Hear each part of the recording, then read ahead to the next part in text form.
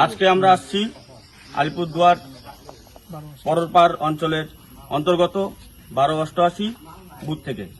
আমাদের বুথের যে পঞ্চায়েত আছে রিঙ্কু অধিকারী, ওয়াইফ অফ নিত্যা অধিকারী, আমাদের যে ঘরের যে সমস্ত টাকা ঢুকেছে সরকারি, তো 1,20,000 টাকা, তো এই টাকা দেওয়ার পরিবর্তে ওনারা আমাদের যে পঞ্চায়েতের স্বামী আছে অনেকজনের কাছ থেকে, কারো কাছ থেকে 5,000, 6,000, 10,000, 12,000, কারো কাছ থেকে এমনও শোনা যাচ্ছে যে 20,000 টাকা পর্যন্ত কাটমানি নিয়েছে।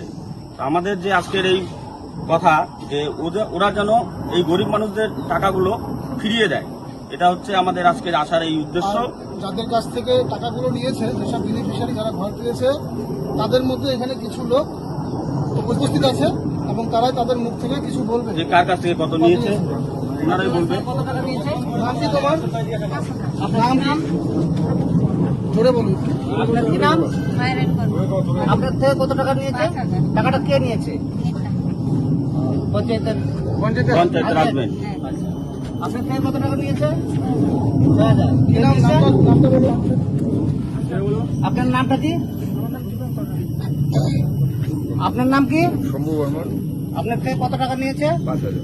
কে নিয়েছে? আমাদের পঞ্চায়েতের সামনে। নামটা আপনার নাম কি? আপনার কি নাম? কুঞ্জবালা বর্মন। কুঞ্জবালা বর্মন। আপনার থেকে কে টাকা নিয়েছে? আপনি কি ঘর পেয়েছিলেন সরকারি? ঠিক আছে, হবে না। 5,000 নিয়েছে।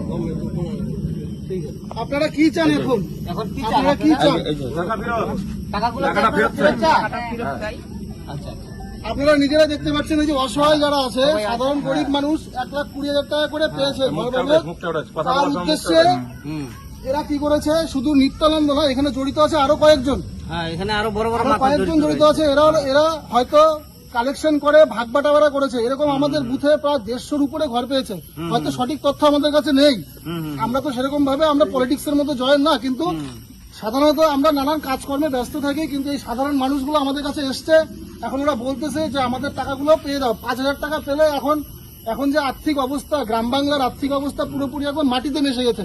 এখন 5,000 টাকা পেলে কেউ হয়তো বন্ধনের কিস্তি দিতে পারবে, কেউ হয়তো একটু চাল আনতে পারবে। ঘর তো ঘরের মতন পড়ে আছে, ঘর তো হয়নি, তার মধ্যে দিন নেই দুপুর নেই, যখন তখন ফোন, এদের টাকাটা লাগবে। আর তার মধ্যেও এরা যে বালু পাথরটা দিয়েছে এদের কাছ থেকে নিতে হবে, অন্য কারো কাছ থেকে বালু পাথর নিতে পারবে না। বালু পাথরের উদ্দেশ্যেও এখান থেকে পার গাড়িতে 500-1,000 টাকা করে বেশি নিয়েছে। সে নিক, ওটা ওদের ব্যবসা দিয়েছে, কিন্তু যেটা হকের টাকা, সরকারি টাকা, এনাদের কাছ থেকে ওনারা কেন নিল, সেই উদ্দেশ্যে ওরা টাকা ফেরত চাইতে এসছে। ওরা যাতে টাকাটা ফেরত দিয়ে দেয়, আমরা এই দাবি রাখবো। 2-3 দিনের মধ্যে টাকাটা ফেরত চাই। আর আজকে আমরা একদিন যদি 1 কেজি চাল আনে, আর একদিন দ্বিতীয় দিন আনতে পারে না, খাওয়া থাকে না বাড়িতে, এইসব লোকদের কাছ থেকে এই ধরনের টাকা নেওয়া কি এটা বৈধ? এরা কি এটা ভালো কাজ করছে এতদিন যাবত?